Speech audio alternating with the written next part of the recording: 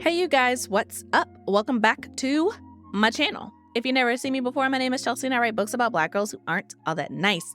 And today you guys, we are back with another installment of the Fantasy Author Guidance Counselor. And we are talking about minimalist marketing today. Why? Because in 2024, something that we all need to know how to do is market our books. So that being said, a quick little disclaimer before we get into this video that everything that I'm about to share is from my own personal lived experience, okay? It is advice. It is not the gospel truth. So take what you need from it, ignore what you don't. Hopefully you'll find it helpful. If it's not, I'm so sorry. But that being said, let's go ahead and get into this. And my first piece of advice is to keep it straightforward, okay? When you're marketing your book on the internet, understand that the internet is a very fast moving place. So what I always recommend is get your logline together, your elevator pitch, whatever you want to call it. This is your one sentence that you are going to use to sell people on your book. This is your go-to. This is what you rely on. This is what people will remember about your book, even when you're not in the room with them, okay? And if you would like to know exactly how I create my loglines and where I got all the information from, check out my Patreon. That's where I'm going to be posting that, sharing it, breaking down exactly how I came up with mine. But that being said, my logline for Wrath of the Gods series, which includes We Are the Origin and We Are Dying Gods, is it's about a group of assassins who must work together to save their gods and their realm from destruction. And the reason this works is because I'm giving you the who, the what, and the why. Who in the story is doing what and why. That's what your logline needs to answer, and it needs to do it in one sentence or less. So who, a group of assassins, are doing what, they must work together. Why, to save the gods and their realm from destruction. It answers the question. Another example is my current project, Project Necromancer. Two necromancers separated by a millennium must face off against each other to take over the world. Very straightforward. Who? Two necromancers. What?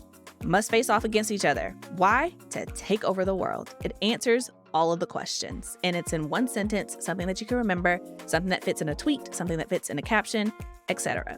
Like I said, if you're interested in how I create mine and how I break it down, check out the Patreon. $3 to $5 gets you in. Moving on to point number 2, which is to make people care. All right. And this is based in exactly what Maya Angelou said when she said, people will forget what you said, people will forget what you did, but they will not forget how you made them feel. So your goal when you're marketing your book is to make people feel something. Make them invested in your book. And the best way to do this is to let them know who your characters are and give them something that they aren't expecting.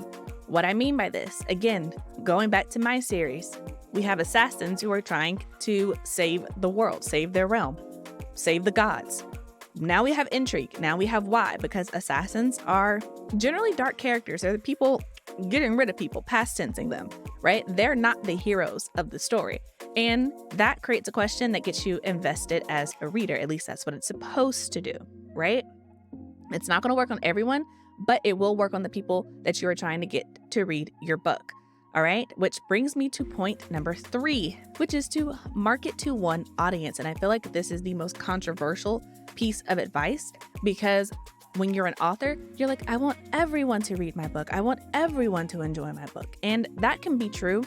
But in order for effective marketing to work, you have to imagine who your target audience is and market to them alone. So you're not going to market to 20-year-old women the same way you're going to market to 10-year-old boys, okay? That is a completely different demographic, a completely different story that you're going to need to write for them. So imagine your target audience and market to them. Everyone else who reads the book and picks it up is icing on the cake, but you have to have a cake first. You follow me? So for me, I make it very clear. I market to Black women, specifically by saying I write books about Black girls who aren't all that nice. That is a very specific demographic. If that's something that you like, that is who I'm writing the book for.